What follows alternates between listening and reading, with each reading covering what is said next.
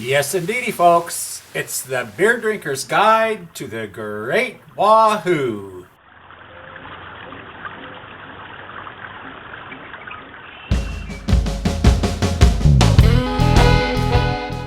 Let's get into old McDonald's overalls and play E-I-E-I-O.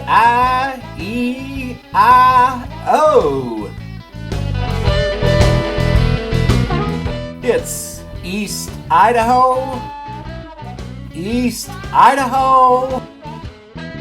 Wow!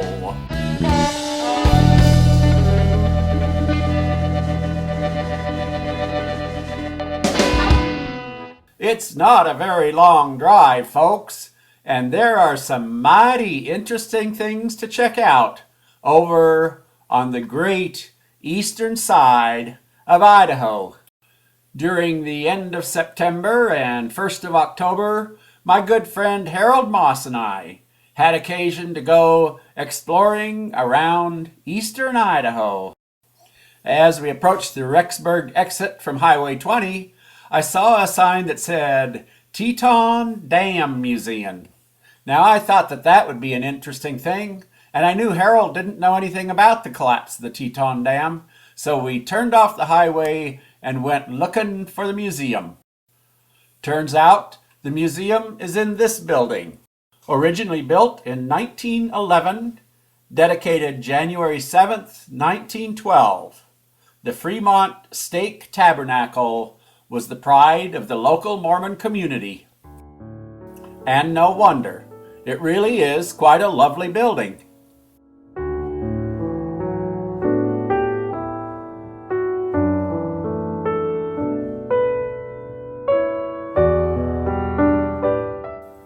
The stake grew too large for this building, and today it serves as a community center for the town. Indeed, the day we were there was a town meeting being held while we were downstairs in the museum.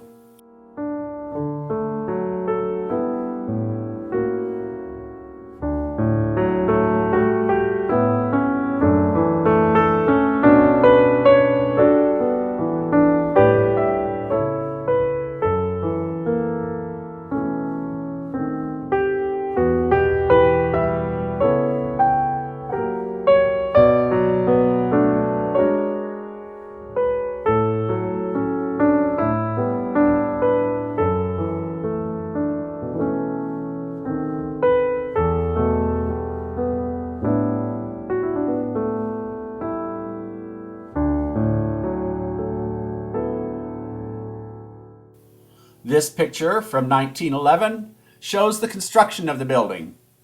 The gray stones were brought in from the Rexburg Ranch about 4 miles southeast of Rexburg, and the trim stones, a little bit lighter color, were brought in from 10 miles to the south at the Archer Sunnydale quarries. After its use as a tabernacle, this building sat empty for many years, and it was deteriorating until 1981 and 82, when the city was able to turn it into a community center. Many people from the community, probably out of an act of love for the building, as well as an act of pride in their community, spent many hours and dedicated much of their time to the resurrection of this structure. The basement of the old tabernacle now contains a couple of different businesses. There's the Rexburg Chamber of Commerce, and then there are 2 museums, the Upper Snake River Valley Historical Society Museum, and, as a part of that museum, the Teton Flood Museum. There are rooms filled with the printing presses, the stone collections, and the memorabilia of the people of this area.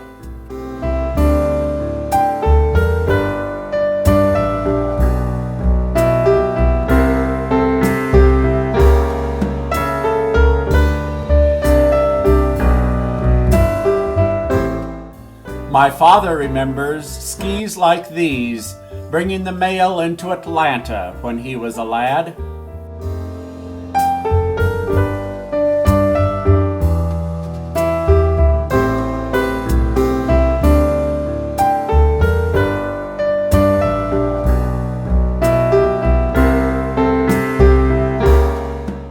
The cutting of a 168-year-old tree reflects the history that is important to the people of this valley.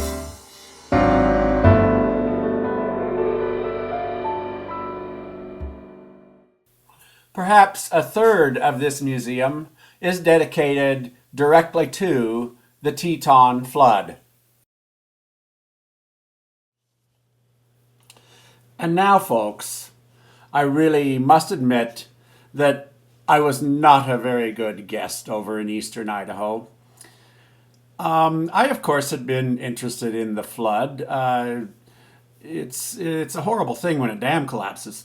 And I remembered when it happened. I was working at the airport, and all of a sudden there was an awful lot of activity and small planes and helicopters flying out. And it turned out that it was the governor and the different people from the government and the different agencies flying over to eastern Idaho to take a look at this disaster. So I had always been kind of curious about it, and I had always wanted to really see some good photographs of the flood itself. So I was very pleased when I got to the museum that they had a room back in the back that was dedicated to a movie, to a video that had been compiled of the old newsreels and different shots that people had taken on their Super 8 cameras at the day. And so we went back, and they were good enough to turn it on for us. We were there with one other gentleman who was a local, and it was good talking with him. He gave us a lot of information. And it, unfortunately didn't have a real complete movie record. VCRs just were not, or camcorders were just not as common as they are now. And so there were only a limited number of miles of footage of the event. But there was some, and it was pretty interesting. And they went through the collapse of the dam, and then they went through the, as it washed down through the valley, the different movies that were made. And then once it was over, they showed the devastation, and they started talking about how the power company from Salt Lake was organizing a huge effort, and they came up and they were so good about helping out the locals. And apparently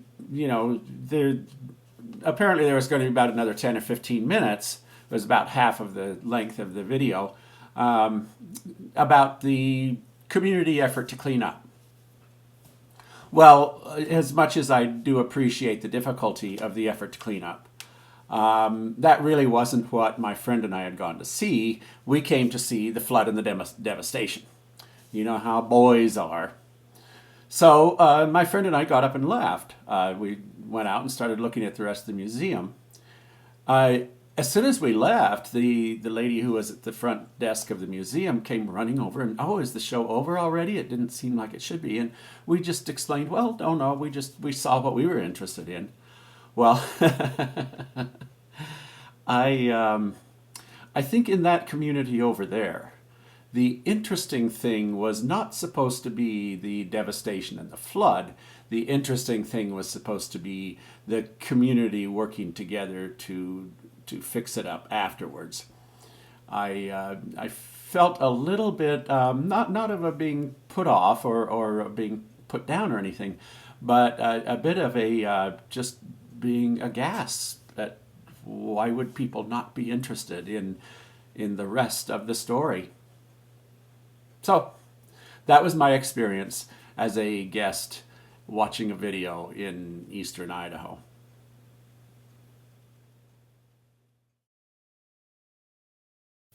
For all of my seeming lack of concern about the cleanup, I certainly was not insensitive to the destruction. Here you can see where the flood left debris high up in the wires of the power poles. At Sugar City, just 5 miles north of Rexburg, it was estimated the water came through in a wall 10 to 12 feet tall. An average room is about 8 feet tall. I certainly would not like to think of a wall of water 10 feet or 12 feet tall coming down my street. 80 billion gallons of water, that's right, 80 billion with a B, gallons of water were drained from the reservoir and into the upper Snake River plain within a matter of hours. The amount of water passing down the valley was equivalent to the Mississippi River at major flood stage. For 120 miles, it tore down the river valley, sometimes as far as 10 miles wide. In Rexburg, 80% of the structures in town were damaged or destroyed. There were 11 official deaths contributed to the flood, although only 6 of those were from the water directly. Fortunately, the flood happened in the middle of the day on a Saturday, and they were able to evacuate the communities. 25,000 people were left homeless. Between 16,000 and 20,000 head of livestock were lost. 32 miles of railroad were damaged or destroyed. And up to 100,000 acres of agricultural land were inundated. Some 3,000 acres of prime agricultural land were so stripped of topsoil that they have never been put back into production. Here we see the aftermath at the Fremont Stake Tabernacle. The caption from this photograph of the basement of the tabernacle notes that there were no more dances. This stairway leads downstairs to the Chamber of Commerce and the Upper Snake River Valley Historical Society Museum and the Teton Flood Museum. On the landing just inside the front door, we see underneath these photographs of the collapsing dam, there is a small silver plaque. The top of this plaque marks the high water mark that was left when the flood receded. Everything from the bottom of these photographs down was submerged.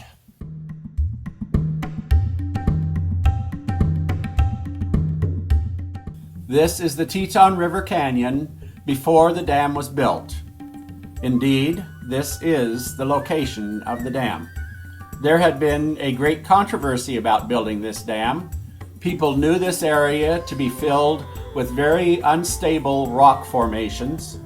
The irrigation water that was going to be stored in this dam was being brought in at a cost that was prohibitive to the local farmers. There were many who scoffed at the supposed flood control advantages that the dam was going to bring. For these and other reasons, the dam had been challenged for many years. However, in 1972, they began construction. During construction, several large fissures appeared on the North Canyon wall, so large that a person could walk to the bottom in several of them. Construction was halted while engineers took a look and figured out what to do about it. They figured out that putting in a little extra grout would fill up the fissures and solve the problem. By the time construction was over, they had used twice as much grout as original plans called for. By 1975, the dam was essentially complete, and many tests were run showing that there was no seepage around the dam. With this good news, they began filling the dam in the fall of 1975. At its base, the structure was 1,690 feet thick.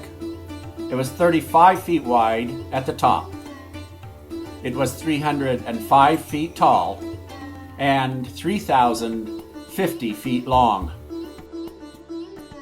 The earthen dam held 9.5 million cubic yards of clay, silt, sand, gravel, and rock. It held back a 17-mile-long reservoir that contained 80 billion gallons of water.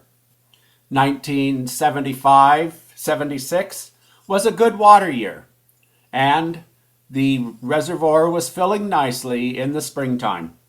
By Thursday, June 3rd, the reservoir was already at 240 feet, pretty close to topped out. engineers were checking the site when they noticed two seepages, one at 1,500 feet downstream from the toe of the dam, and one at 1,300 feet. Now, folks, my little arrows here do not pretend to be right where these seepages were. I'm just trying to get some sense of where all this happened. One of these seepages was running 60 gallons per minute, and the other about 40 gallons per minute. Some seepage around dams, and particularly earth-filled dams, is considered normal as the ground and the hills around the dam become filled with water and the water finds its way through the hills kind of like a spring. Also, this water, while it sounds like quite a bit to me, was running clear, which means that it was not washing out any more material. So the engineers figured things were going fine. By the next day, another seepage was found only 150 feet from the toe of the dam, this one flowing some 20 gallons per minute and, again, of clear water. At 8:30 in the morning, June 5th, 1976, muddy water was flowing downstream of the toe of the dam, very close to the dam, estimated at 20 to 30 feet per second. The worrisome thing was the water was muddy. That meant earth was being washed away and a hole was growing larger. By 9 a.m., 2 cubic feet per second were flowing from the abutment rock that the dam was built against. At 9:30, a wet spot appeared on the face of the dam. Never a good sign. Soon, material on the embankment began to wash out. Men and equipment were put to work trying to throw fill into the holes that were developing. At 10:30, another leak flowing about 15 cubic feet a second appeared in the same area. By 11 o'clock, there was so much water pouring through this developing hole in the side of the dam that a whirlpool formed in the lake behind the dam. Between 11 o'clock and 11:50, huge bulldozers were busy frantically trying to push fill into this developing disaster. More muddy water flowed, more erosion happened, and at 11:50, a sinkhole developed. The earth in the dam was beginning to drop away from people's feet that were working on the dam, and they had to begin running for their lives. 2 large caterpillars were left to be swallowed up by the ensuing holes, while the people that had been operating them were saved by ropes. At 11:57, the top of the dam collapsed into the hole, and the Teton Dam crested. In a matter of a few hours, 17 miles of water, 240 feet deep at its deepest, had left this reservoir and spread out over the Snake River Plain.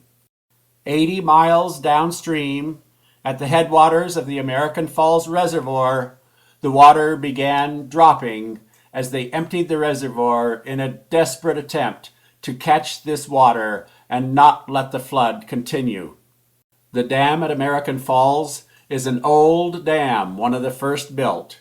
People were praying they could get enough water out of it and that the dam was strong enough to go through being emptied and then suddenly refilled.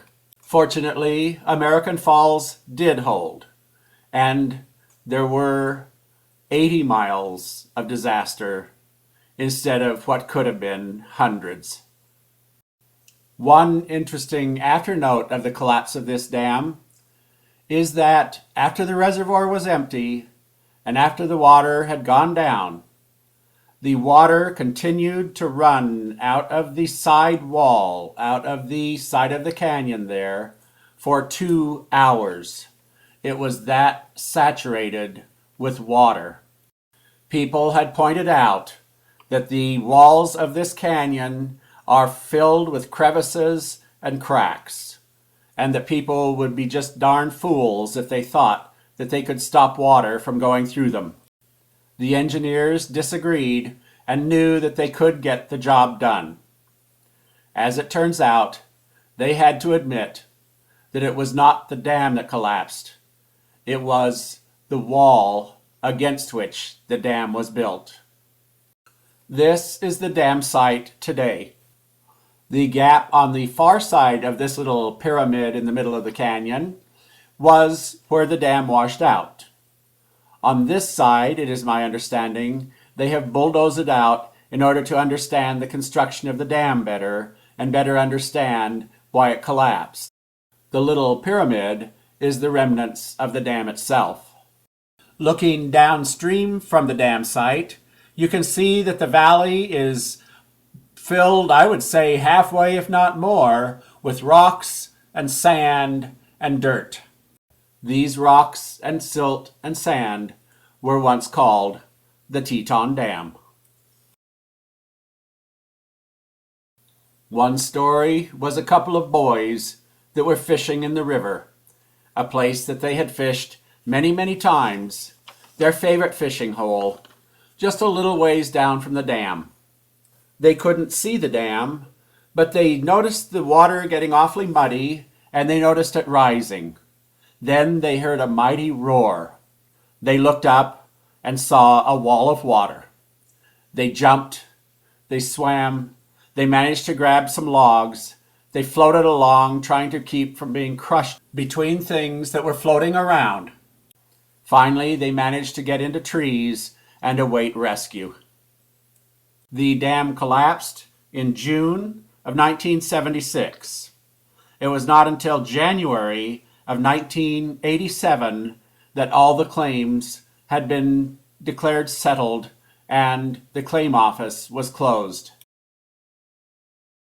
During those 11 years, there were 7,563 claims, coming to a total of $322 million in settlements. The ultimate estimated cost of the collapse is estimated at around $1 billion.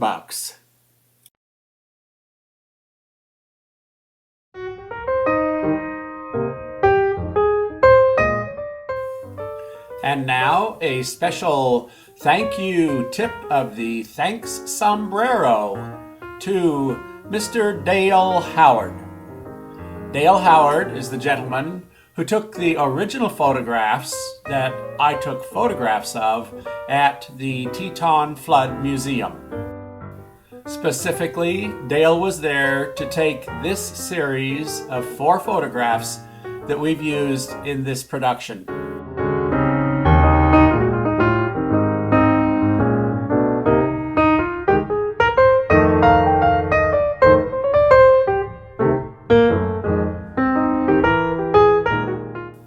I wanted to thank Dale for being there at the right time and for capturing the essence of what was happening.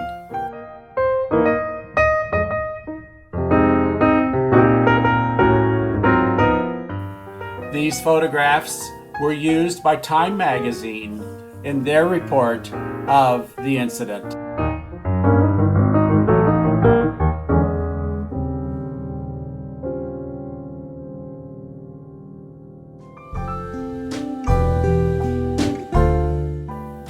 And now, another true story of souls being prepared for the glory of heaven.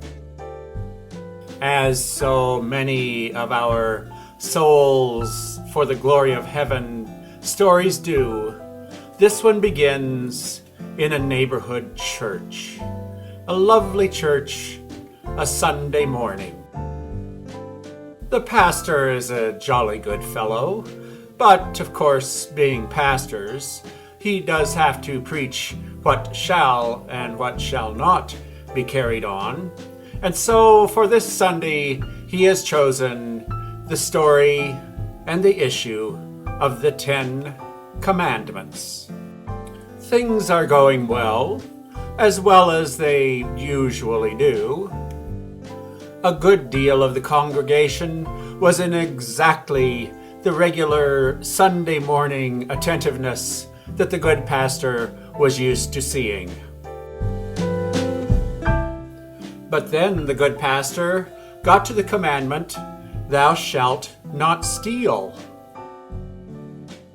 Much to his surprise, one of his finest congregants was sitting there with the most worried look on his face. How entirely odd, the pastor thought. Of all the people in the congregation, the last one I would think that had to worry about "thou shalt not steal" would be good old Will. Upon getting to "thou shalt not commit adultery," the pastor was delighted to see good old Will get a big smile on his face and, in nothing if not pure joy, just sit back and enjoy the rest of the sermon. Leave it to Will, thought the pastor. If anything, I'm used to congregants becoming more worried about adultery than they are stealing. When the sermon was over and it was time for coffee, the pastor pulled Will aside, and he said to him, I noticed that you were a little concerned about the "thou shalt not steal. Is there something you should be telling me?" "Oh my, it's not that," Will explained. "It's just that I suddenly found that somebody had stolen my umbrella." The minister was a little concerned about who in his congregation would do such a thing, but he went on and asked, "Well, I noticed you really looked happy when I mentioned not committing adultery. I take it everything is well and fine there." "Oh, yes," explained Will. "That was when I remembered where I left my umbrella."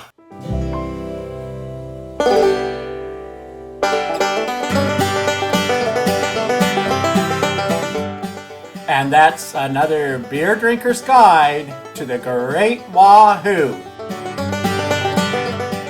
Thanks for watching.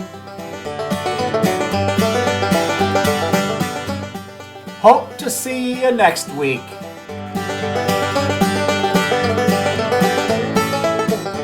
And in the meantime, keep celebrating the Great Wahoo.